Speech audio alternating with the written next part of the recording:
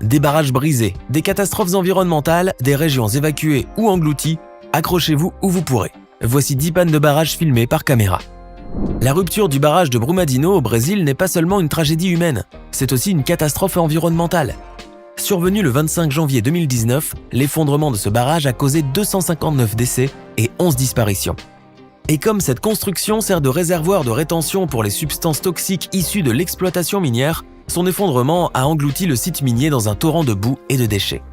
D'après les enquêtes menées, la responsabilité conjointe des cadres de la compagnie minière Vale, qui exploitait le barrage, ne faisait aucun doute. Les rapports indiquaient l'insouciance complète des dirigeants de l'entreprise pour la question environnementale et sécuritaire. Le directeur exécutif de la région, le géologue de la mine ainsi que l'ingénieur en environnement étaient notamment pointés du doigt. Mais le mal est plus profond. La catastrophe de Brumadinho ne se serait jamais produite si les leçons des drames antérieurs avaient été retenues. En effet, un accident analogue s'était produit à Minas Gerais en 2015. À cause de l'incurie des responsables de la société Samarco, le barrage de Mariana s'était effondré, libérant un flux de boue toxique qui a englouti le village de Bento Rodrigues, causant la mort de 19 personnes. Par ailleurs, il faut garder à l'esprit que les accidents de barrage sont rares. En effet, depuis le XXe siècle, seulement 1% des barrages existants se sont rompus à travers le monde. Les causes de ces catastrophes sont soit humaines, dans le cas des négligences techniques ou des mauvais entretiens, soit naturelles dans le cas des érosions, des séismes et des intempéries. Cependant, les barrages sont globalement très résistants, à l'instar des barrages chiliens qui ont tenu bon malgré plusieurs tremblements de terre. La rupture des barrages a toujours pour conséquence un déversement puissant et hors de contrôle des eaux et de la boue contenue dans les réservoirs. Cela aboutit à l'inondation soudaine des espaces et des habitations qui se situent en aval de ces barrages. Situé au nord-ouest de la Colombie, sur la rivière Coca, le barrage d'Ituango a plongé les habitants de la région avoisinante dans une profonde angoisse en 2018, lorsque la menace de son effondrement était à son comble. La construction de cet immense ouvrage hydroélectrique avait débuté en 2011 et il devait être opérationnel en 2018, sans une foule d'événements inquiétants qui auraient pu mettre en péril la vie de 100 000 personnes. En effet, en avril 2018, des experts internationaux ont tiré des signaux d'alarme en constatant que les matériaux exploités pour l'édification du barrage ne répondaient pas aux normes internationales en vigueur et que la construction était sur le point de s'effondrer. De plus, les pluies avaient causé 3 éboulements dans la montagne, ce qui a eu pour effet d'obstruer le tunnel qui servait à dévier l'eau du fleuve lors de la construction. Mais la puissance de l'eau avait débouché un autre tunnel, causant une augmentation du débit fluvial et une sérieuse menace sur les communautés alentours. En effet, le débit du fleuve avait presque triplé et le torrent était si puissant que plusieurs ponts s'étaient effondrés. Les pompiers, la police, la Croix-Rouge et même l'armée avaient été mobilisés. Cette vidéo vous plaît? Alors n'oubliez pas de mettre un pouce bleu, de vous abonner à la chaîne et d'activer la cloche pour ne rien rater de nos prochaines publications. On continue. En mai 2020, des pluies diluviennes avaient provoqué le double effondrement des barrages d'Edenville et de Sanford, entraînant une évacuation massive de la population et un sérieux risque de pollution à cause de la proximité d'une usine chimique. La rupture du premier barrage avait propulsé les eaux de crue dans le lac Sanford, où se trouvait un autre barrage qui a fini par céder à la pression des flots avant d'être complètement submergé. En tout, 11 000 personnes avaient dû être évacuées sous la menace d'une situation encore plus désastreuse, tout ceci en pleine pandémie de coronavirus. L'autre élément inquiétant était la proximité de la grande usine industrielle Dow Chemical, une multinationale établie le long de la rivière et où se trouve un petit réacteur nucléaire. Les eaux avaient envahi les bassins de rétention qui servaient à contenir la saumure, laquelle est un produit chimique toxique pour les animaux et la végétation. Par chance, aucun incident majeur n'a été signalé depuis et l'on peut conclure que la gestion de cette situation critique a été efficace. Juste avant d'aborder le cas suivant, saurez-vous donner la réponse correcte à la question du jour? Dans quel pays se trouve actuellement le barrage le plus grand du monde? La réponse simple à deviner sera apportée en fin de vidéo. Rendons-nous au Texas maintenant, où a lieu en 2019 un accident de barrage sur le lac Dunlap. Comme on le voit dans les images publiées par la police, une partie de la structure a été soulevée puis retournée par la poussée des eaux, laissant libre cours au flot. En quelques heures, cette défaillance du désherboir a d'une part fait baisser le niveau du lac de près de 2 mètres et d'autre part accru le débit de la Guadalupe River qui a atteint près de 300 mètres cubes par seconde. En définitive, le lac Dunlap a été presque entièrement drainé, révélant des structures de pont. Bien que cet accident n'ait pas nécessité une évacuation, les autorités ont tout de même mis en garde la population riveraine, en lui déconseillant de ne pas trop s'approcher de la rivière. Ce barrage était vieux de près d'1 siècle au moment de son affaissement, et les rapports circonstanciés parus depuis indiquent que son dysfonctionnement est dû à l'obsolescence de l'acier de construction. En 2018, le barrage d'Atapehu, situé au Laos, non loin de la frontière du Vietnam et du Cambodge, s'était effondré alors que sa construction n'était pas encore achevée. En effet, le 23 juillet 2018, ce barrage, qui était au centre d'un important projet hydraulique financé par l'État du Laos, une société thaïlandaise ainsi que 2 sociétés sud-coréennes, a été sérieusement endommagé par les fortes pluies avant de céder.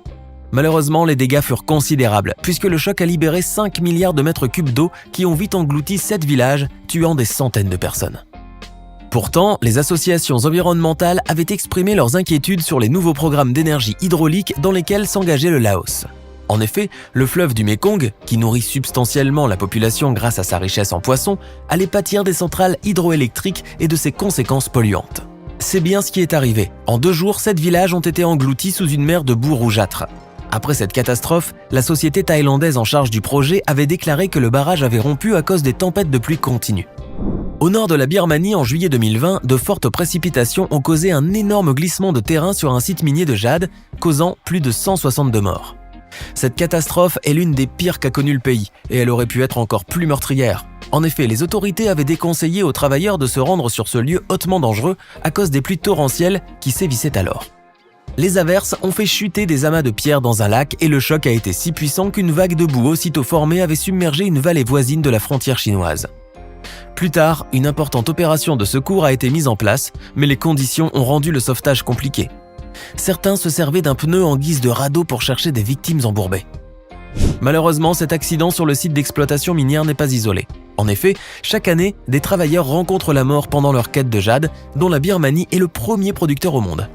Très lucrative mais fort mal réglementée, l'exploitation minière en Birmanie compte un grand nombre d'ouvriers non déclarés, ce qui est d'autant plus inquiétant que les conditions de travail sont très dangereuses, surtout pendant la période de la mousson. En Ouzbékistan, l'effondrement du barrage de Sardoba a été un affreux désastre. Des milliers d'hectares de champs de culture ont été détruits et plus de 100 000 personnes ont dû être évacuées en toute urgence. Les faits remontent à mai 2020. Les orages violents qui se sont déchaînés dans la région ainsi que des défaillances dans la construction de la digue sont à l'origine de ce drame qui a touché aussi bien l'Ouzbékistan que le Kazakhstan. La digue, constituée de terre, n'a pu résister à la pression des eaux rendues très agitées par les pluies. Par conséquent, une énorme quantité d'eau s'est déversée brutalement sur les villages proches du barrage. 70 000 personnes en Ouzbékistan ont été évacuées et 30 000 au Kazakhstan. Cependant, il y a eu par chance très peu de victimes. Si ce drame est d'abord climatique, les autorités de l'Ouzbékistan évoquent une faillite technique, car ce barrage opérationnel depuis 2017 ne paraissait pas respecter les normes sécuritaires. Le 14 décembre 1963, au sud de Los Angeles, le barrage de Baldwin Hills s'est brisé à cause d'une défectuosité, libérant plus de 950 000 mètres cubes d'eau. Les quartiers résidentiels qui se trouvaient à proximité ont été totalement inondés. En l'espace de 3 heures, ce barrage a présenté des signes de fracture sur sa partie est, suivis de fuites importantes, avant de rompre complètement avec pour conséquence 5 morts et 277 maisons détruites. Le barrage de Baldwin Hills a été bâti sur une colline pendant et après la Seconde Guerre mondiale, directement sur une faille sismique active. Il faut savoir que selon les sismologues, une faille est dite active lorsqu'elle présente des preuves de mouvement dans les 10 derniers milliers d'années. Or, les strates sous-jacentes au barrage de Baldwin Hills étaient instables et les ingénieurs ainsi que les géologues n'avaient pas pris la pleine mesure du danger au moment de sa construction. Malgré l'échec de ce projet hydraulique, les décisions prises dans l'urgence par les ingénieurs et le personnel d'évacuation sont à leur crédit, car la rupture de ce barrage pouvait entraîner des milliers de morts. L'entretien fréquent de la construction a permis de révéler très vite les carences et la gestion du danger a été efficace. À l'heure actuelle, ce vieux barrage laissé à l'abandon est désormais une place de loisirs administrée par le département des parcs et des loisirs du comté de Los Angeles. Chaque année, le Soudan est frappé par de fortes précipitations en juin et en juillet contre lesquelles le gouvernement met en garde la population. Malheureusement, l'année 2020 n'a pas fait exception et cette fois les dégâts ont été plus importants que les années précédentes. En effet, un barrage dans l'état du Nil bleu s'est brutalement effondré, détruisant plusieurs centaines de maisons. Plus précisément, un flux puissant de 5 millions de mètres cubes d'eau s'est déversé sur plusieurs quartiers. 600 maisons ont été détruites, mais par bonheur, les habitants ont réussi à fuir à temps le danger. La crise du barrage d'Oroville, en Californie du Nord, est d'autant plus inquiétante qu'il s'agit du plus haut barrage aux États-Unis. Mesurant plus de 235 mètres de hauteur, il était même le plus haut du monde du temps de sa construction qui a nécessité un fonds d'1,5 milliard de dollars. Le barrage d'Oroville, alimenté par la rivière Feather dont il régule le débit, a été conçu pour résister aux séismes et prévenir les crues. Malheureusement, en 2017, des tempêtes ayant fait rage dans la région avaient endommagé la structure du déversoir et compliqué l'évacuation des eaux. ce qui a entraîné des menaces d'inondation d'autant plus graves que plus de 180 000 personnes vivaient le long de la rivière. D'ailleurs, les autorités de Californie n'avaient pas hésité à évacuer la population de la zone à risque en constatant les dommages subis par le déversoir d'urgence. Les dégâts de cet incident se chiffrent à plus de 700 millions d'euros et le rapport de l'enquête a conclu à un échec systémique évitable. En effet, la structure de ce barrage montrait des signes d'effritement et le déversoir principal, bâti sur un terrain qui pouvait s'éroder, nécessitait des travaux de renforcement qui n'ont jamais été réalisés malgré des recommandations nombreuses. Ajoutons qu'en plus du barrage d'Oroville, il se trouve actuellement 15 000 barrages aux États-Unis qui présentent un risque sérieux pour la population riveraine et parmi eux, plus de 2170 présentent des déficiences alarmantes. Voilà, c'est la fin de la vidéo. Que pensez-vous donc de toutes ces catastrophes de barrages? Laquelle vous semble la plus triste? Dites-nous vos impressions par commentaire. Et d'ailleurs, avez-vous bien répondu à la question du jour? La réponse était simple à deviner, c'est en Chine que se trouve le plus grand barrage du monde.